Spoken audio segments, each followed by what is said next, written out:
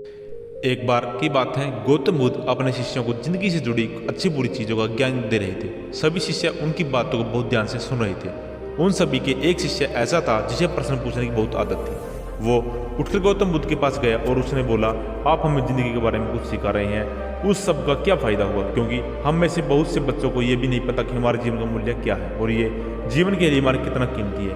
पहले आप हमें ये बताइए कि जीवन का मूल्य क्या है। अपने शिष्य की बात सुनकर गौतम बुद्ध अपने कक्ष में गए और एक चमकता हुआ पत्थर का टुकड़ा लेकर आए।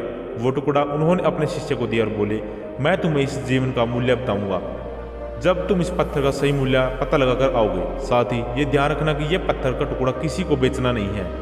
गौतम बुद्ध की बात मानकर वो शिष्य बाजार की तरफ चल पड़ा। बाजार में से सबसे पहले उसकी नजर एक फल बेचने वाले पर पड़ी और उसने वो पत्थर उस फल वाले को दिखाया और बोला, इस पत्थर के बदले आप मुझे कितने फल दे सकते हैं? फल वाला बोला, ये पत्थर कुछ खास तो नहीं, लेकिन फिर भी इसके बदले मैं तुम्हें 10 केले दे सकता हूँ। वो शिष्य उस पत्थर को लेकर आगे चला गया। फिर उसे एक सब्जी वाला मिला। शिष्य ने उस सब्जी वाले से उस पत्थर की कीमत पूछी। सब्जी वाले ने उस पत्थर को ध्यान से देखा और बोला, इस पत्थर की कीमत के बदले मैं तुम्हें ज़्यादा से ज़्यादा एक बोरी भरकर सब्जियां दे सकता हूँ। इसके बाद वो शिष्य उस पत्थर को लेकर एक सोने के व्यापारी के पास गया।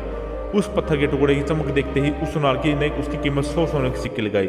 शिष्य ने वो टुकड़ा बेचने से मना कर दिया। वो सुनार उसके बदले 200 सोने के सिक्के देने को भी राजी हो गया, लेकिन शिष्य ने वो पत्थर नहीं बेचा। इसके बाद वो शिष्य एक हीरो को व्यापारी के पास गया और उसने सारे सामने उसके वो पत्थर दिखा दिया। उस पत्थर को देखते ही हीरो को व्यापारी ने एक साफ कपड़ा बिछाया, उस पर पत्थर को उसके ऊपर रखा, फिर उसकी प्रक्रिया की और हाथ जोड़कर उस पत्थर को कपड़े में लपेटते हुए वह बोला, तुम जिसे मामूली पत्थर समझकर उसकी कीमत पूछ रहे हो, असल में यह एक बेशकीमती रूबी है। ऐसा रूबी हर किसी को नहीं मिलता। मैं अगर अपना सब कुछ बेच भी दूं तो इसकी कीमत नहीं चुका सकता।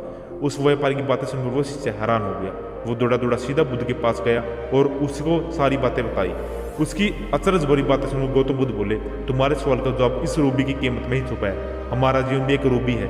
रूबी की तरह ये सब बेशकीमती है, लेकिन हम इस बात को हमेशा नज़रअंदाज करते हैं और हमेशा अपने जीवन का मूल्य नहीं समझते। हम दूसरों को देखकर उनके जैसा जीवन जीने की कोशिश करते हैं, अपने जीवन की कीमत को कम कर देते हैं।